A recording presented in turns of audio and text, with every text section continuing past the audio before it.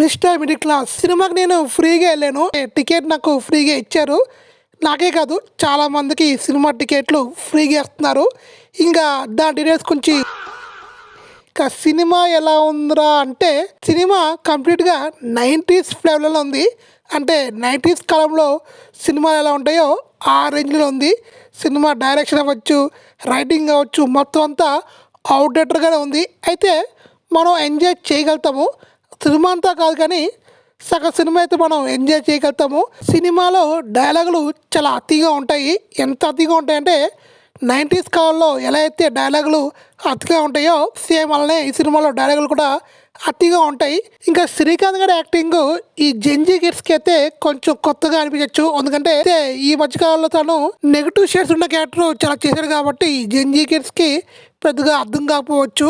అయితే 90 కిడ్స్ అయితే డెఫినెట్గా శ్రీకాంత్ గారి కామెడీ టైమింగ్ మరొకసారి చూస్తారు. దేవుడి గెటప్లో రాజేంద్ర ప్రసాద్ గారు చాలా బాగున్నారు. నాకైతే చాలా బాగా అనిపించారు. ఇంకా రాజేంద్ర ప్రసాద్ గారి యాక్టింగ్ గురించి చెప్పక్కర్లేదు, చాలా బాగుంటుంది. ఇంకా 90 కిడ్స్ మాత్రమే ఒక 70% ఎంజాయ్ చేయగలుగుతారు. ఇంకా జెంజీ కిడ్స్ మాత్రం ఎంజాయ్ చేసే అవకాశం అయితే నాకైతే అనిపించట్లేదు. ఇంకా నా రేటింగ్ అయితే 2/5. సినిమాకి మాత్రం ఒకసారి వెళ్ళి చూసి వచ్చేయండి.